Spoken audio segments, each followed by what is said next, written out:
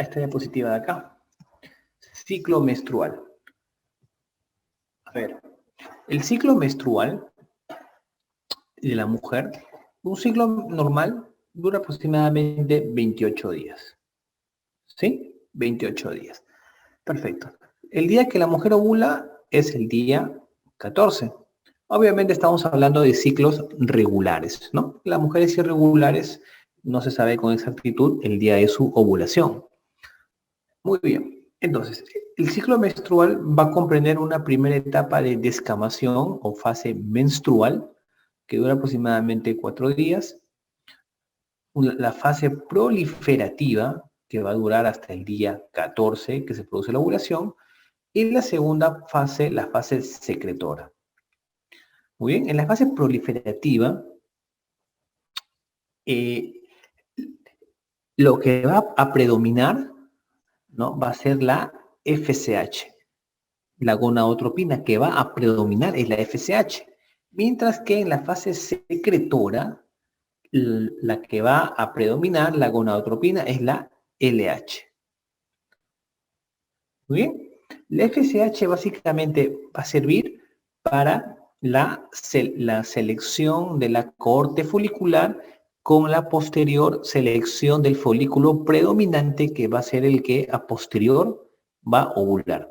Todo eso lo hace la FSH en la primera etapa del ciclo menstrual, favoreciendo la producción a nivel de las células de la granulosa del estrógeno.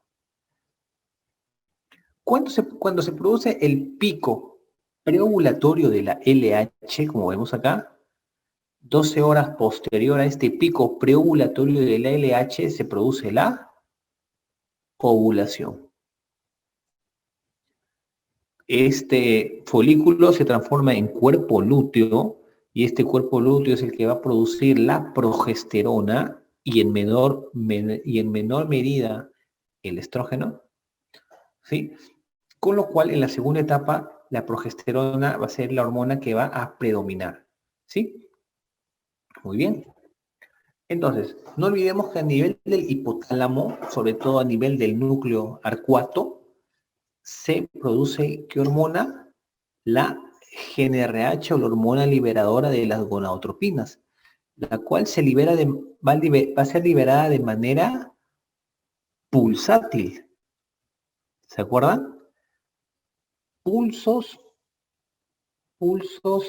rápidos, pulsos lentos para la liberación del FSH y pulsos rápidos para la liberación de la LH. Muy bien. Bien, hay algunas sustancias, algunas hormonas que van a favorecer la liberación de la GnRH y otras que más bien la van a inhibir. Por ejemplo, la noradrenalina va a favorecer la liberación de la GnRH, mientras que los opioides, la dopamina y la GABA más bien van a inhibir la producción de la GnRH. Así también la prolactina, la corticotropina van a inhibir la GnRH. Por lo tanto, algunas situaciones de estrés, de ejercicio físico, anorexia nerviosa, pérdida de peso, todo eso va a hacer que se secrete mayor cantidad de prolactina, corticotropina o dopamina, produciéndose un bloqueo de la GnRH, llevando a la paciente a una amenorrea. Muy bien. Este es, bueno, un gráfico del ovario. Acá vemos cómo se va formando desde un folículo primordial hasta un folículo vesicular secundario. El folículo va madurando. Todo esto, estamos en la primera etapa del ciclo menstrual, ¿no? La acción de la FSH con la producción de estrógeno, que sabemos que se produce en la granulosa por la transformación de la progesterona que se produce en la teca por acción de la enzima aromatasa, ¿no? Que vamos a ver acá. La LH, esta glicoproteína, actúa a nivel de las células de la teca, favoreciendo la producción de andrógenos, como la testosterona. Ahora, estos andrógenos, por medio de una enzima que es la aromatasa, se van a transformar en estrógenos. Esto a nivel de las células de la granulosa, en la cual va a tener un estímulo de la FSH. Por lo tanto, los andrógenos producidos en la teca van a ser transformados por la aromatización a estrógenos. Muy bien. Por lo tanto, todo proceso que favorezca un bloqueo de esta aromatización, como por ejemplo en el síndrome de ovario poliquístico, en el cual va a haber una insulinoresistencia. Esta insulinoresistencia que se produce en el síndrome de ovario poliquístico bloquea la acción de la aromatasa. Por lo tanto, va a haber gran producción de andrógenos, pero no se van a convertir en estrógenos. Por lo tanto, en el síndrome de ovario poliquístico se va a caracterizar justamente por esta elevación de estas hormonas masculinas, apareciendo pues clínicamente lo que sabemos, ¿no? La alopecia, el acné, la obesidad, característicos del hiperandrogenismo, ¿no? Muy bien. Entonces, hasta ahí, chicos, ¿alguna pregunta? Muy bien. Entonces, ¿cómo es la mujer antes del nacimiento a nivel de sus ovarios, ¿no? De las células germinales primordiales? Tenemos acá estos ovogonios, el ovogonio, el ovocito primario, como vemos acá, el ovocito primario. Comienza su crecimiento antes del nacimiento del ovocito primario y se va a detener en la profase de la primera división meiótica. La mujer cuando nace aproximadamente con 2 millones, ¿no? En ambos ovarios de folículos primordiales. ¿Muy bien?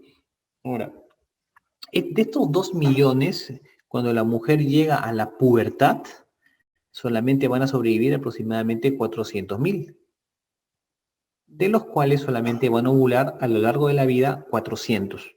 Entonces, cuando nace la mujer y llega a la pubertad, cuando ya se va madurando su eje hipotálamo, hipófisis, ovario, cuando comienza a madurar este eje, ¿no? Y va a llegar a la primera ovulación, este ovocito primario que se encontraba aún detenido en la profase de la primera división meiótica, cumple o termina esta primera división meiótica con la ovulación, como vemos acá.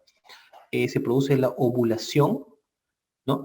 Y se transforma y se pasa de esta profase 1 y se detiene en la metafase de la segunda división meiótica. Esto producido por la ovulación, como vemos acá en el gráfico. El ovocito secundario ovulado y pasó de la profase 1 a la metafase 2. Y posteriormente, esta segunda división meiótica lo va a terminar cuando se produce la fecundación. La unión del óvulo con el espermatozoide va a hacer que se complete la meiosis 2, ¿no? Solo si el esperma lo fecunda. Entonces, básicamente es así como se va a formar este ovocito secundario, completando la meiosis, ¿no? La meiosis 2, y se va a formar, ¿no?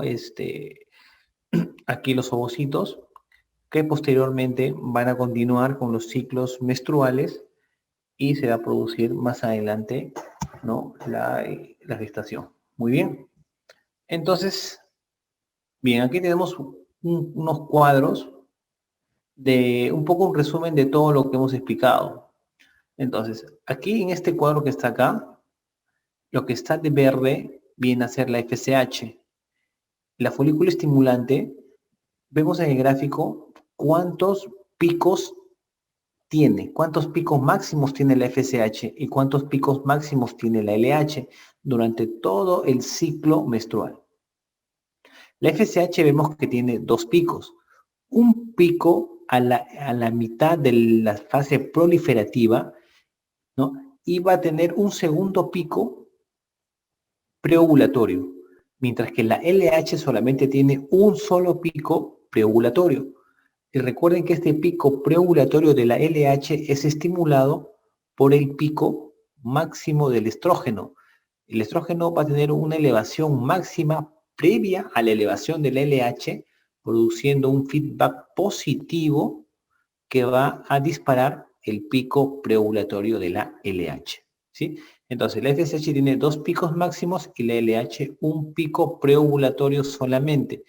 Y el primer pico de la FSH va a tener como función básicamente reclutar los folículos, reclutamiento folicular, mientras que el segundo pico preovulatorio de la LH básicamente va a ser la producción de los estrógenos en la granulosa del folículo predominante o el folículo seleccionado.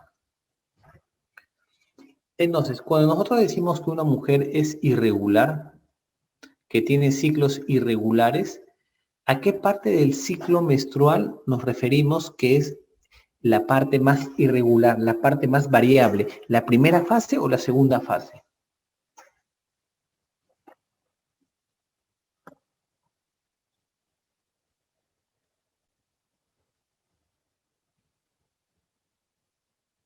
La fase que es más variable es la fase proliferativa.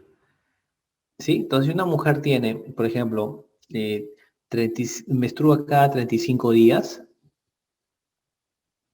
debemos suponer que el día que ha ovulado le restas 14, ¿no? Y podemos decir que ella ha ovulado el día 21, ya que la fase secretora casi siempre es constante y son 14 días. La fase que es cambiante y que es lo que hace que los ciclos sean irregulares va a ser la fase proliferativa.